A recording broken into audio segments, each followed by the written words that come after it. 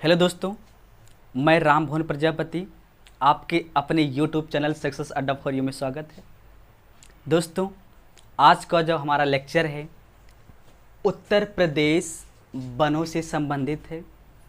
परंतु दोस्तों, ये हमारा आज का लेक्चर उत्तर प्रदेश वन से तो संबंधित है ही। इसके साथ साथ आज हम वनों से संबंधित अत्यंत महत्वपूर्ण प्रश्नों के बारे में भी जानकारी ग्रहण करेंगे। तो दोस्तों, चलिए आज का टॉपिक स्टार्ट करते हैं। टॉपिक तो हमारा उत्तर प्रदेश वन है, लेकिन वनों से संबंधित जितने भी प्रकार के प्रश्न बनते हैं उनको लेकर के आज हम आए। दोस्तों, वन किसे कहते हैं? वन से अप्राय ऐसे व्यापक क्षेत्र से है जो पेड़ों एवं झाड़ियों से ढका हुआ होता है, आच्छादित होता है। वह भूखंड, वह प्रदेश वन कहलाता है।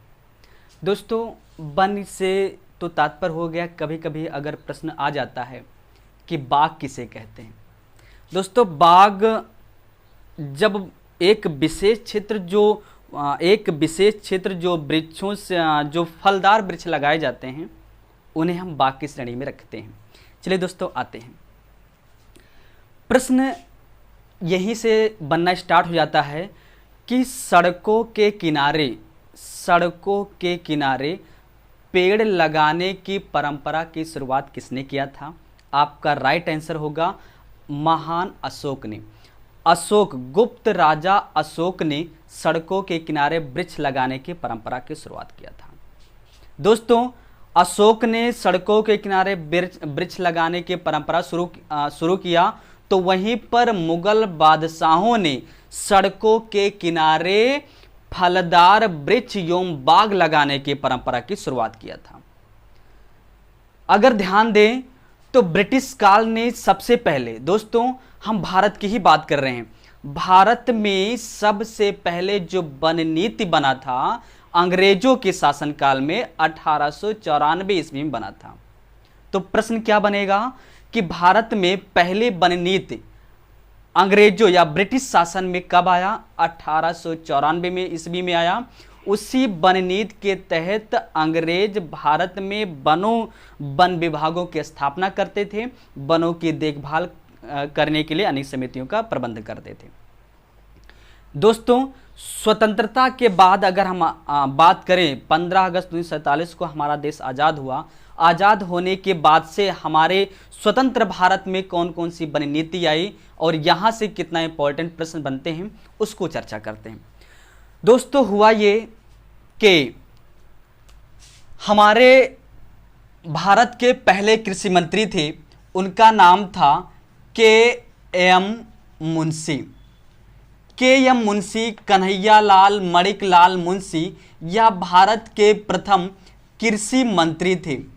दोस्तों, ये जो कृषि मंत्री थे इन्होंने एक आंदोलन चलाया था और इस आंदोलन का नाम था, दोस्तों इस आंदोलन का नाम था अधिक वृक्ष लगाओ। दोस्तों, अधिक वृक्ष लगाओ आंदोलन की जो शुरुआत किया वो के.एम. मुंशी ने किया। इसी अधिक लगाओ वृक्ष आंदोलन का जो नाम रखा गया उसे हम वन महोत्सव के नाम से जानते हैं। दोस्तों, वन महोत्सव क्या है? तो वन महोत्सव के.एम. मुंशी के द्वारा चलाया गया जो आंदोलन था, अधिक वृक्ष लगाओ जो आंदोलन था, उसी को वन महोत्सव के नाम से जानते हैं। दोस्तों, प्रतिवर्ष वन 1 से लेकर के, दोस्तों 1 से लेकर के 7 जुलाई तक प्रतिवर्ष वन महोत्सव के रूप में मनाया जाता है। दोस्तों, यहाँ तक तो परंपरा ठीक चली, लेकिन यह आंदोलन केंद्र सरकार के पास पहुंचा। केंद्र सरकार ने जब जाना तो केंद्र सरकार ने या भारत सरकार ने 1950 ईस्वी में, दोस्तों केंद्र सरकार ने ही 1950 ईस्वी में एक केंद्रीय वन बोर्ड की स्थापना किया। दोस्तों, 1950 में केंद्रीय वन बोर्ड की स्थापना केंद्र सरकार ने किया। इसी वन बोर्ड की सिफारिश पर भारत में पहली वन नीति, दोस्तों भारत में जो पहली वन नीति आई 31 मई 1952 को स्वतंत्र भारत का प्रथम वन नीति लागू किया गया। केंद्र सरकार ने स्वतंत्र भारत में पहले वन नीति कब लागू हुआ? 31 मई 1952 को। दोस्तों इसी वन नीति के तहत 4 महत्वपूर्ण बातों को रखा गया। जिन 4 महत्वपूर्ण बातों को रखा गया उनमें से जो सबसे प्रसिद्ध है, जो सबसे महत्वपूर्ण जो लक्ष्य रखा गया था वो था आपको भारत की समस्त भूमि का 33.3% क्षेत्रफल पर वृक्ष को लगाना है, वृक्षों से आच्छादित करना है, पेड़ों को लगाना है। दोस्तों इसी के साथ जो दूसरा लक्ष्य रखा गया था वो अधिक पेड़ लगाओ। इसके साथ ही जो तीसरा लक्ष्य था वो था वनों का संरक्षण, और जो चौथा महत्वपूर्ण था वो था वन अनुसंधान कार्य से संबंधित था। दोस्तों लेकिन कुछ विशेष परिस्थितियों के कारण यह जो प्रथम वन नीति था यह असफल रहा, और केंद्र सरकार ने 7 दिसंबर 1988 को द्वितीय या दूसरा वन नीति लागू किया। ये जो दूसरा वन नीति लागू किया इसके 3 महत्वपूर्ण बिंदु थे, और इन 3 महत्वपूर्ण बिंदुओं में जो वृक्ष लगाने का जो लक्ष्य रखा गया था वो यही जो प्रथम वन नीति के तहत 33.3% वृक्षों को लगाने का जो लक्ष्य रखा गया था उसी को रखा गया। दोस्तों ये था आज का जो वर्तमान में हमारी जो वन रिपोर्ट जारी किया जाता है। भारत की जो वन रिपोर्ट होती है दोस्तों, भारत की जो वन रिपोर्ट होती है वह भारतीय वन सर्वेक्षण संस्थान के द्वारा भारत की वन रिपोर्ट जारी किया जाता है। भारतीय वन सर्वेक्षण संस्थान का मुख्यालय कहाँ पर है? तो इसका मुख्यालय दोस्तों देहरादून में है, और इसकी अगर हम स्थापना की बात करें तो इसकी जो स्थापना हुआ था दोस्तों वो 1 जून 1981 को किया गया था। यह भारतीय वन सर्वेक्षण संस्थान प्रत्येक 2 वर्ष पर पूरे भारत का वन रिपोर्ट निकालता है। और वर्तमान में अगर हम देखें तो 31 दिसंबर 2019 को इसी ने भारतीय वन सर्वेक्षण संस्थान देहरादून ने ही 31 दिसंबर 2019 को देश का 16वां वन रिपोर्ट जारी किया। देश का वन रिपोर्ट जारी करने के साथ साथ यह प्रदेश का वन रिपोर्ट भी जारी करता है। दोस्तों इसके साथ साथ ही कुछ अति महत्वपूर्ण प्रश्न बनते हैं जो भारत सरकार के द्वारा अनेक प्रकार के अधिनियम लाए गए थे, उनसे संबंधित कुछ प्रश्न बनते हैं, उसको हम यहाँ पर लिख रहे हैं। दोस्तों भारत सरकार के द्वारा जो महत्वपूर्ण अधिनियम लाए गए थे, वनों से संबंधित जो महत्वपूर्ण अधिनियम थे उनमें सबसे प्रमुख और सबसे महत्वपूर्ण अधिनियम था भारतीय वन्य जीव संरक्षण अधिनियम। दोस्तों पहला जो महत्वपूर्ण था उसमें था भारतीय वन्य जीव संरक्षण अधिनियम। दोस्तों यह भारतीय वन्य जीव संरक्षण जो अधिनियम था केंद्र सरकार ने इसे 1972 ईस्वी में लागू किया, और इससे संबंधित जीवों के संरक्षण से संबंधित अनेक प्रकार के कानून लगाए गए। दोस्तों इसके बाद अगर हम देखें तो भारत में जो वन संरक्षण अधिनियम, दोस्तों भारत में वन संरक्षण अधिनियम की बात करें तो 1980 ईस्वी में भारतीय वन संरक्षण अधिनियम केंद्र सरकार ने लागू किया। तो वहीं पर पर्यावरण, दोस्तों पर्यावरण संरक्षण अधिनियम, इसकी जो ये जो अधिनियम पारित हुआ वो 1986 ईस्वी में केंद्र सरकार ने लागू किया। दोस्तों एक अत्यंत महत्वपूर्ण अधिनियम आया था जिसे हम जैव विविधता संरक्षण अधिनियम कहते हैं। दोस्तों जैव विविधता संरक्षण अधिनियम कहते हैं। यह 2002 ईस्वी में पारित किया गया था। दोस्तों ये अत्यंत महत्वपूर्ण अधिनियम है जो आने वाले लगभग हमने देखा है कि प्रत्येक परीक्षा में कहीं ना कहीं कोई ना कोई इसमें से एक प्रश्न जरूर पूछा जाता है। दोस्तों आप इसका स्क्रीनशॉट ले लीजिए क्योंकि इसे हमें मिटाना पड़ेगा।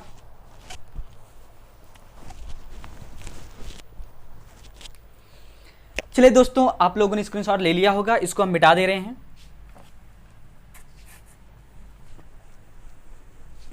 दोस्तों इसी के साथ साथ अगर हम देखें तो केंद्र सरकार ने वनों से संबंधित अनेक महत्वपूर्ण संस्थान एवं उनके मुख्यालयों की स्थापना किया।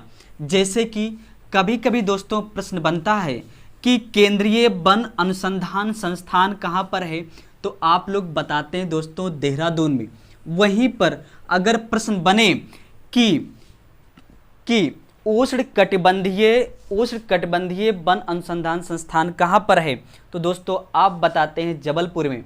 वहीं पर अगर पूछा जाए कि शीतोष्ण कटिबंधीय वन अनुसंधान कहाँ है, तो आप लोग शिमला का जवाब देते हैं। उसी के साथ साथ अगर प्रश्न पूछा जाता है कि भारतीय शुष्क प्रदेश अनुसंधान संस्थान कहाँ है, तो आप लोग जबलपुर का नाम देते हैं।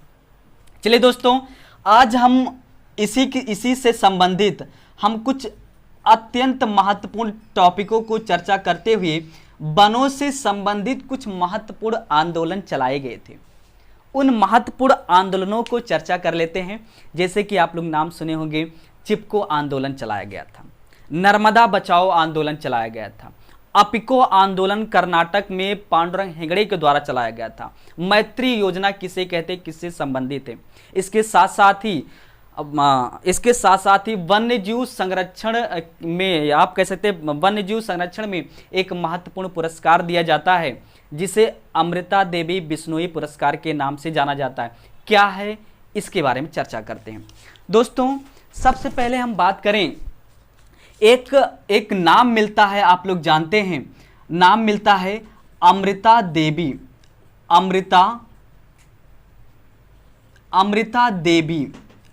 देवी बिश्नोई का नाम मिलता है कि अमृता देवी क्या थी। दोस्तों ये जो अमृता देवी थी यह राजस्थान के एक छोटे से गांव खेजड़तड़ी में रहती थी और राजस्थान के जो शहर है जोधपुर के राजा थे राजा अजीत सिंह थे। राजा अजीत सिंह के कहने पर उनके सिपाहियों ने पेड़ों को काटने चले गए। अमृता देवी और इनकी 3 पुत्रियां ने उन पेड़ों को बचाने के लिए, पेड़ों की सुरक्षा करने के लिए उन पेड़ों से चिपक गईं। लेकिन अजीत सिंह के द्वारा भेजे गए क्रूर सेनाओं ने अमृता देवी सहित उनकी 3 पुत्रियां जो पेड़ से चिपक गए थे, पेड़ को बचाने के लिए जब बार बार कर रही थी, लेकिन जब सेना नहीं मानी तो पेड़ से चिपक गई। उन क्रूर सेना ने अमृता देवी सहित उनके 3 पुत्रियों को पेड़ों सहित उनको काट डाला। दोस्तों यही नहीं, आप इसी अमृता देवी जहां पर खेजड़ती जो गांव है वहां के 363, दोस्तों आप देखिए अमृता देवी की 3 पुत्रियां, दोस्तों 3 पुत्रियां, इनके साथ साथ 363 लोग जब दोस्तों अमृता देवी पेड़ से चिपक गई, उनकी 3 पुत्रियां पेड़ों को बचाने, पेड़ों को संरक्षण से संबंधित चिपक गई। दोस्तों इसके साथ ही उस गांव के 363 लोग भी पेड़ों को बचाने के लिए चिपक गए, लेकिन अजीत सिंह की क्रूर सेना ने इन सभी को, पेड़ों से चिपके हुए सभी को काट डाला। यह क्रूर, यह ऐसी निर्दयी, यह ऐसा निर्दयता, यहां आज हम लोग अपने जीवन में एक भी वृक्ष नहीं लगाते हैं। दोस्तों वृक्षों को काट करके अपना तो सब कुछ कर लेते हैं, पेड़ घर द्वार बना देते हैं और अन्य चीजें करते हैं, उसका उपयोग करते हैं, ठंडियों में लकड़ी तापते हैं, लेकिन अपने जीवन में वृक्ष नहीं लगाते। दोस्तों यह जो अमृता देवी ने अपने आप को वृक्ष को बचाने के लिए स्वयं को कुर्बान कर दिया। सरकार ने, ये जो कहानी ये तो काफी पुरानी है, 1730 ईस्वी के है। भारत सरकार ने इनका नाम अमर करने के लिए अमृता देवी बिश्नोई वन्य जीव संरक्षण पुरस्कार घोषित किया। इसीलिए अमृता देवी बिश्नोई ये अत्यंत महत्वपूर्ण है। दोस्तों आपको बताएं तो ये जो अभी आपको बता रहे थे, जो ये खेजड़ी या जो खेजड़ी वृक्ष था, खेजड़ी गांव में जो खेजड़ी वृक्ष था, या खेजड़ी वृक्ष बिल्कुल चंदन के तरीके से होता है। यह इस वृक्ष को ही राजस्थान का, आप कह सकते हैं थार का कल्प वृक्ष के नाम से जानते हैं। थार का कल्प वृक्ष के नाम से इस खेजड़ी वृक्ष को जानते थे। दोस्तों ये तो था पेड़ों को बचाने से संबंधित। आपको बताएं, आप लोग नाम सुने होंगे, एक है चिपको आंदोलन। चिपको आंदोलन, दोस्तों इसी चिपको आंदोलन जो कि 1974 की बात है, 1974 में हुआ ये था। दोस्तों 1974 में उत्तराखंड का चमोली जिला है। दोस्तों हम यहाँ लिख देते हैं, राज्य का नाम है उत्तराखंड। एक मिनट दोस्तों, ये राज्य कौन सा, उत्तर प्रदेश राज्य था, लेकिन वर्तमान में अगर हम बात करें तो क्योंकि वर्तमान में उत्तराखंड उत्तर प्रदेश से अलग हो गया है, तो उत्तराखंड का एक जिला था, जिले का नाम था, जिला था चमोली जिला। और इसी चमोली जिले में जो गांव था, गांव का जो नाम था वो था रैणी गांव। दोस्तों उत्तराखंड राज्य के जिला चमोली गांव रैणी में ही कुछ प्रमुख जो ठेकेदार थे, वो ठेकेदार वृक्षों को काटने के लिए आए। हुआ ये उसी समय, ये जो चिपको आंदोलन है दोस्तों, इसमें से कुछ प्रमुख नेता उभर कर आए और पेड़ों को बचाने के लिए एक महत्वपूर्ण, दोस्तों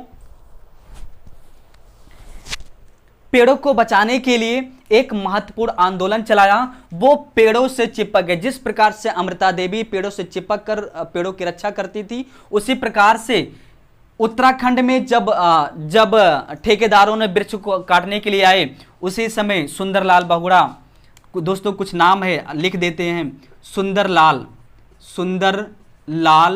बहुगुणा, इसके साथ चंडी प्रसाद भट्ट। दोस्तों एक और नाम आता है कामरेड गोविंद सिंह। एक और महत्वपूर्ण नाम आता है गौरा देवी सिंह। दोस्तों गौरा देवी सिंह, इन सभी लोगों ने चिपको आंदोलन को इतना फेमस किया, इतना फैलाया, इतना कि यहाँ की सरकार ने, उत्तर प्रदेश की सरकार ने जागा और पेड़ों से संबंधित कटाई के लिए बैन कर दिया, पाबंदी लगा दिया। दोस्तों चिपको आंदोलन के जो प्रमुख नेता के रूप में जाने जाते हैं, सुंदरलाल बहुगुणा के साथ साथ चंडी प्रसाद भट्ट, कामरेड गोविंद सिंह और गौरा देवी, इनका नाम महत्वपूर्ण है। यह वृक्षों के संरक्षण से संबंधित है। दोस्तों एक और आंदोलन आता है जिसे अपिको आंदोलन के नाम से जानते हैं। यह अपिको आंदोलन पेड़ों के संरक्षण से ही संबंधित है। यह कहां पर है? कर्नाटक राज्य में। कर्नाटक राज्य में पांडुरंग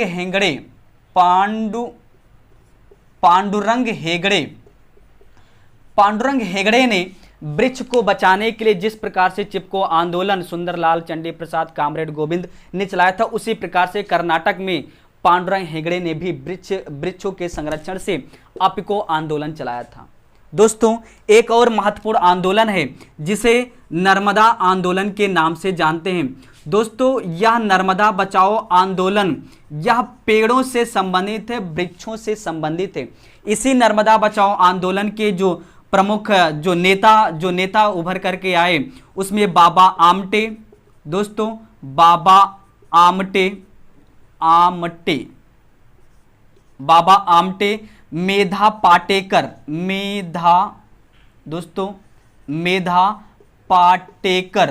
मेधा पाटेकर। दोस्तों, इसके साथ ही एक थे जिनका नाम था मेधा पाटेकर, एक और थे वो भी थी। तो बाबा आमटे और मेधा पाटेकर, इन लोगों ने नर्मदा बचाओ आंदोलन चलाया था। क्या था नर्मदा आंदोलन? ये नर्मदा बचाओ क्या था? दोस्तों, एशिया की दूसरी सबसे बड़ी नदी परियोजना, जिसे सरदार सरोवर बांध के नाम से जानते हैं, जो गुजरात राज्य में नर्मदा नदी पर बनाया गया बांध है। नर्मदा नदी पर बना ये सरदार सरोवर बांध के बन जाने से मध्य प्रदेश के कई एकड़ भूमि जलमग्न हो गए और एक महामारी का रूप ले लिया। दोस्तों, जब बांध बनाया जाता है तो वहां पर जब जल इकट्ठा किया जाता है तो उसके पीछे वाला भाग बिल्कुल जलमग्न हो जाता है। दोस्तों, अनेक प्रकार के पेड़ वृक्ष सब डूब जाते हैं, वहां पर अकाल पड़ जाता है, लोग क्षतिग्रस्त हो जाते हैं। ऐसे में बाबा आमटे और मेधा पाटेकर ये दोनों के साथ साथ कई अन्य लोग भी इस नर्मदा बचाओ आंदोलन को चलाए, जो पेड़ों से संबंधित है, पेड़ों की रक्षा से संबंधित है। दोस्तों, और भी कई प्रकार के आंदोलन हैं, वीडियो लंबा हो जाएगा, इसलिए हम अन्य महत्वपूर्ण बातों पर चर्चा करते हैं। दोस्तों, अभी तो आप इसका स्क्रीनशॉट लीजिए, अभी और बहुत सारी चीज़ें बताना है। दोस्तों, आप लोग स्क्रीनशॉट ले लिए होंगे। चलिए अब हम इसको मिटा देते हैं। दोस्तों, इसके साथ ही अगर हम देखें तो अब यहां तक की कहानी जो थी ये भारत से संबंधित था, लेकिन क्योंकि हम उत्तर प्रदेश वन रिपोर्ट के बारे में अध्ययन कर रहे हैं, दोस्तों उत्तर प्रदेश वन रिपोर्ट के बारे में अध्ययन कर रहे हैं, तो हम उत्तर प्रदेश वन के बारे में ही चर्चा करेंगे। दोस्तों, हुआ ये था कि 31 दिसंबर 2019 को भारतीय वन सर्वेक्षण संस्थान के द्वारा देश का 16वां वन रिपोर्ट और उत्तर प्रदेश का भी 16वीं वन रिपोर्ट जारी हुआ। और यह जो 16वीं वन रिपोर्ट थी, इसी 16वीं वन रिपोर्ट आने वाले 2 सालों तक यही रहेगा। इसीलिए क्योंकि प्रत्येक जो वन रिपोर्ट होता है वो प्रत्येक 2 वर्ष में ही जारी किया जाता है। दोस्तों, आइए देखते हैं, उत्तर प्रदेश के बारे में चर्चा कर रहे हैं, तो उत्तर प्रदेश में इसी 16वीं वन रिपोर्ट के बारे में अध्ययन करें तो उत्तर प्रदेश में जो कुल वन था दोस्तों, ये था आपका पूरा जो उत्तर प्रदेश का जो पूरा क्षेत्रफल है, उस पूरे क्षेत्रफल का 6.15%, दोस्तों 6.15% भूमि पर वन लगाए गए हैं, जो कि 14,850.65 वर्ग किलोमीटर में लगा हुआ है। दोस्तों, अगर वन की बात करें तो इसके साथ साथ ही उत्तर प्रदेश में कुल कितने क्षेत्रफल पर वृक्ष लगाए गए हैं, तो इन वृक्षों में केवल उत्तर प्रदेश के 3.04% पर ही जो है वो आपके वृक्ष लगाए गए हैं। तो दोस्तों, अगर हम देखें इनका जो वर्ग किलोमीटर में है वो आपका 7,342 वर्ग किलोमीटर पे वृक्ष लगे हुए हैं। अगर इनको दोस्तों अगर हम जोड़ें तो निकल कर आता है कि कुल वन, अगर इसको हम जोड़ देते, ऐड कर देते हैं, तो उत्तर प्रदेश में कुल जो वन एवं वृक्ष हैं, उत्तर प्रदेश में कुल वन एवं वृक्षों की संख्या कितनी है, तो आप देखेंगे 549, एक हो जाए 0.9। उत्तर प्रदेश में कुल वन एवं वृक्षों की संख्या 9.19% और कुल कितने क्षेत्रफल पर है दोस्तों, इसको जोड़ेंगे तो ये 65, यहाँ पर 2, यहाँ पर 5 4 9, 8 3 11, 7 4 11। दोस्तों लगभग ये जो आ रहा है वो 805, ये थोड़ा सा इसको दोस्तों देखिए 805 है, ये 805 है। अब इसको थोड़ा ऐड करेंगे, 1 मिनट। 5 यहां पर आ जाएगा, आपका 5 ही रहेगा, ये 6 आ जाएगा, 5 और 2 ये आपका 7 हो जाएगा, ये आपका 4 हो जाएगा, और 8 3 11, 5, 1 मिनट, 5 2 7 कैसे लिख दें, 1 मिनट, 5 2 7 हो गया, ये 4 हो गया, 8 3 11 हो गया, 8 3 11 हो गया, 7 4 11 और 1 12। 1 मिनट,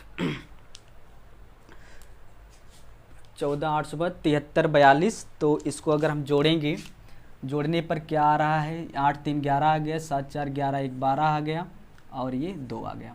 दोस्तों 22 14 7.65 वर्ग किलोमीटर पर उत्तर प्रदेश में कुल वन और वृक्ष हैं। इसी के साथ अगर हम दोस्तों देखें तो 2017 में अगर हम देखें दोस्तों, 2017 की बात करें, ये तो 2019 की है। 2017 में उत्तर प्रदेश में जो कुल वन और वृक्षों की संख्या थी वो था 9.18% क्षेत्रफल पर वन और वृक्ष थे। और 2019 का जो वन रिपोर्ट आया है उसकी अगर बात करें तो दोस्तों ये 2019 है। 2019 में जो आया है वो आया है आपका 19.19, और जो 2017 में वन रिपोर्ट आया था वो था 9.118%। अगर कभी आपसे क्या आने वाले परीक्षा में पूछा जाएगा कि इस बार जो वन रिपोर्ट आया है उसमें कुल कितने प्रतिशत की वृद्धि या कमी हुई है, तो दोस्तों उत्तर प्रदेश में इस बार जो वन रिपोर्ट आया है वो 0.01% की वृद्धि हुआ है।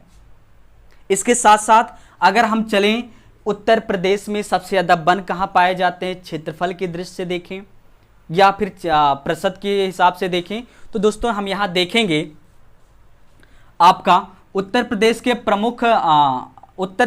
प्रमुख जिले। दोस्तों लंबा हो जा रहा वीडियो इसलिए देखते हैं, हम देखते हैं प्रमुख जिले, लेकिन वो प्रतिशत में वन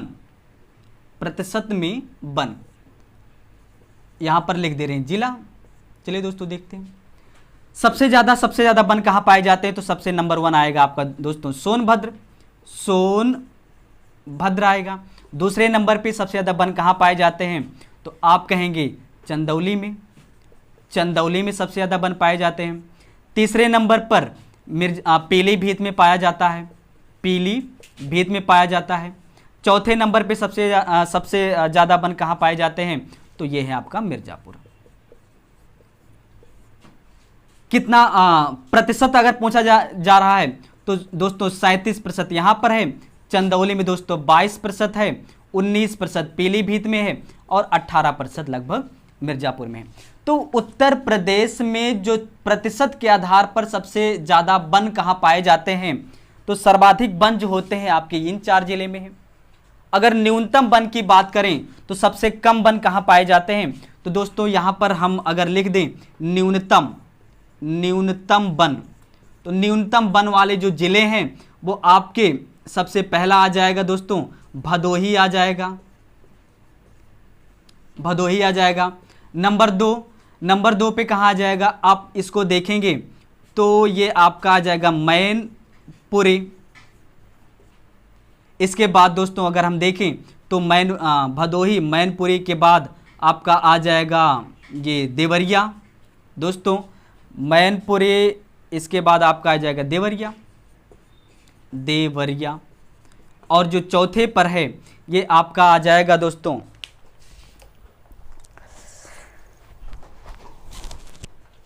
ये आपका आ जाएगा देवरिया के साथ साथ आपका जो है ये बदायूं आ जाएगा। ये दोस्तों आपका बदायूं आ जाएगा। तो सबसे अधिक क्षेत्रफल में जिले अगर पूछा जाए, सबसे अधिक वन वाले जिले तो सोनभद्र, चंदौली, पीलीभीत, मिर्जापुर आ जाएगा। और न्यूनतम वन की अगर बात करें तो भदोही, मैनपुरी, देवरिया और बदायूं में आ जाए। ये तो दोस्तों है क्षेत्रफल में, और सॉरी ये प्रतिशत में दोस्तों, ये प्रतिशत में है। अगर यहीं पर अगर आपसे पूछा जाए कि क्षेत्रफल की दृष्टि से सर्वाधिक वन वाले जिले, सर्वाधिक वन वाले जिले दोस्तों, सर्वाधिक वन वाले जिले, वन वाले जिले तो किसमें? ये दोस्तों ये क्षेत्रफल में है, यह क्षेत्रफल में है, जबकि यह प्रतिशत में था। क्षेत्रफल में कहाँ है? सबसे पहला नंबर आएगा दोस्तों आपका सोनभद्र। दूसरे नंबर पर कहाँ आएगा?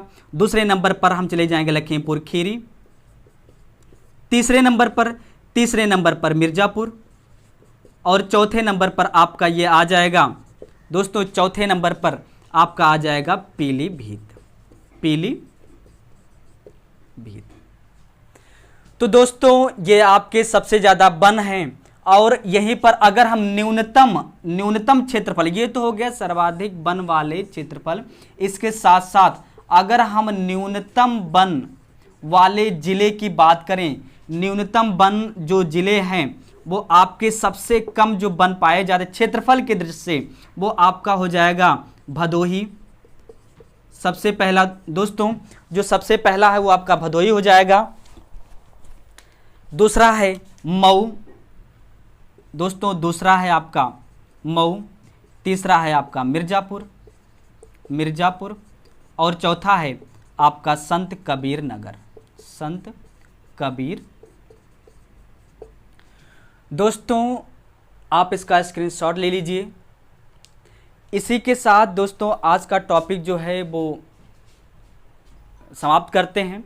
आप लोग दोस्तों हमारे इस चैनल को देखिए, लाइक कीजिए, सब्सक्राइब कीजिए, कमेंट करके हमको दिशा निर्देश दीजिए। थैंक यू, धन्यवाद।